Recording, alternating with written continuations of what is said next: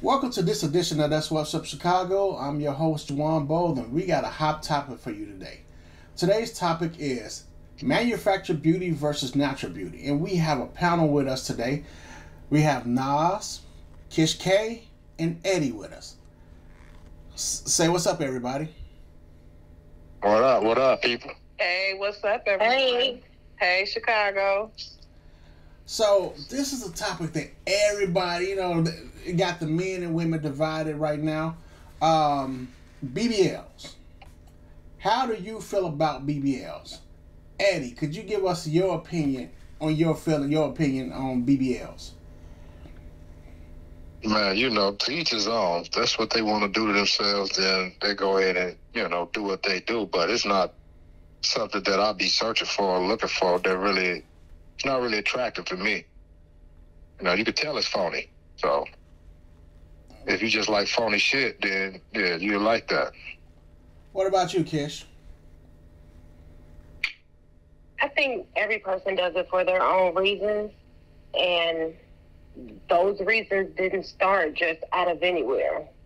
The imagery that we see in videos on TV, it shows the perfect body. What are people supposed to do? Nas? Well, I'm going to follow behind Kish. I'm all for women's rights, so I think a woman has the right to change something about her body if she doesn't like it. Now, it's not something I personally would do because I happen to be blessed and I just feel like I just can work with what I have. But, I'm not going to put any judgment towards a woman who decides that that's what she would like to do. But I would like to know what is the reason behind it. So maybe we can discuss a little bit about it and give our opinions on what we think may actually be the reason behind this surgery that seems to be really, really trending nowadays. My personal opinion, I feel like I really don't care for it. It makes a woman's body look unnatural. I mean, she could have a small frame, but she had 2 basketballs sitting on her butt. And that's not attractive to me. It's like your body look deformed. I personally don't care about, plastic surgery because in my eyes, God don't make no mistakes. Go ahead, E. My fault. Well, there are some things that happen to our body that, it's not necessarily that say God didn't make a mistake, but things happen. Like, for example, I don't need to have a BBL, but I've gained weight, lost weight, gained weight, lost weight, nursed 3 kids and an ex-husband. And there are things that I need to do. Like what? I'm just going to have to get done. From all of the nursing and the weight gains and losses, my boobs are saggy. That's for me because I want them to be where I feel they should be. Like, I don't want to feel like my nipples are down to my navel, Then they kind of flatted a little bit. So I want them to be up. And hell, I hate bras, and I can't go bras. I feel you on that, Kish. And medically, honestly, right now I am 220 pounds, and some might be like, that's a lot, but I used to be over 330 pounds. So I have a lot of excess skin. I'm not done losing weight, and I am going to get my skin removed, and that will consist of getting my breasts lifted and probably filled with some fat transfer because I do not want implants. And I'm going to get some other things done. But it's medical, so if it just turns out that I'm going to be, banking after, it's medical.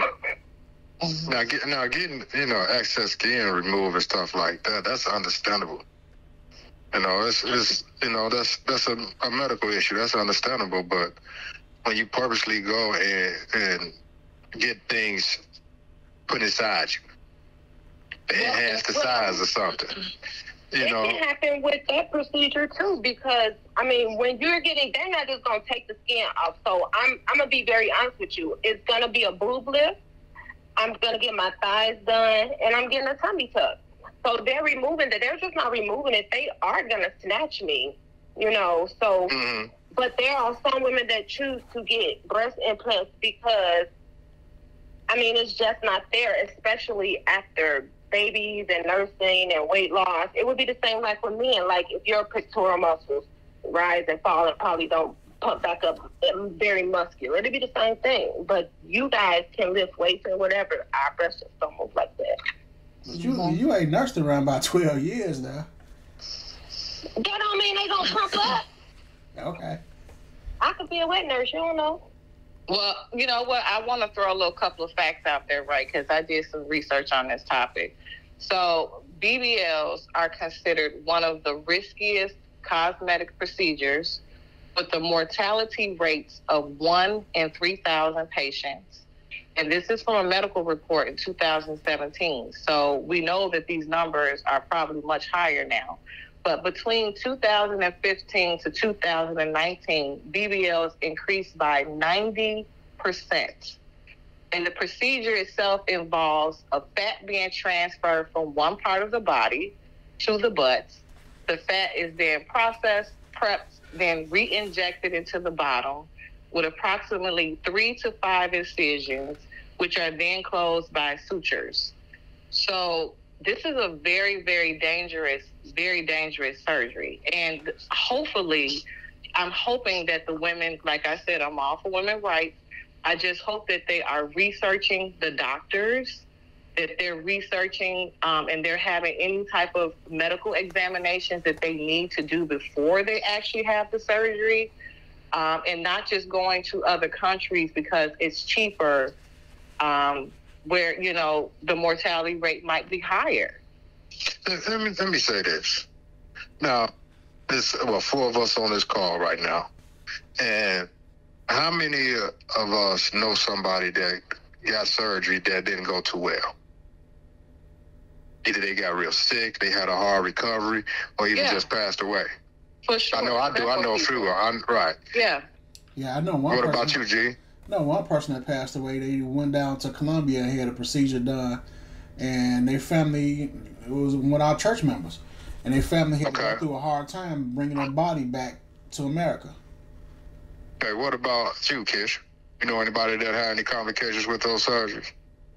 Not recent dates, but from years ago, yes. But that was in a medical setting here in the States. Right. So, no. So can we keep it authentic? This new BBW thing and all this physical enhancing surgery is not new, but it's more popular now based on what? Instagram, models, media. pictures. Yeah, media. Social media, right, exactly. All media. Yeah. Mm-hmm. So now I remember back in the 90s and early 2000s with females and men used to actually go to the gym to get their body together. You know, when the gym was the fad, everybody going to the gym, working out, you know, eating healthy. So now the fad is, damn the gym, just go, man, spend you some money, get you a surgery. But before they do that surgery, they have to go to the gym anyway, because they got to lose a certain amount of body fat before they even touch them. Yeah. Mm-hmm. Well, so, like Nas, like they said, that Nas said she hopes that they are going to a reputable position that's making them do that, because that is a process that you have to do. But your statistic from 2019 was over 90% increase. That, like Eddie said, let's be authentic. That don't include what went on during the pandemic. Right, exactly. Right. So Exactly. I'm sure it's in the 100% now. Right. And how many of those went to Loyola, the University of Chicago, Rush? How many of those went there? Well, and here's my view on it too. So, you know, me having a natural body, I have not had any enhancements to my breast or to my bottom. But as we know, you know, I'm bottom heavy and, you know, smaller up top. And so as I'm getting older now at 44 years old, there's a lot of back pain that I'm carrying now with having such a larger bottom. And so I'm curious, with these women who are having this surgery, are they aware that at some point when you have a smaller top and you have a larger bottom, you're going to have that pain. There's times where I'm washing dishes and I literally have to lean over the sink because the pain from me being heavier at the bottom is pulling on back. Oh, wow. So so I think about that sometimes, like, because it is natural for me.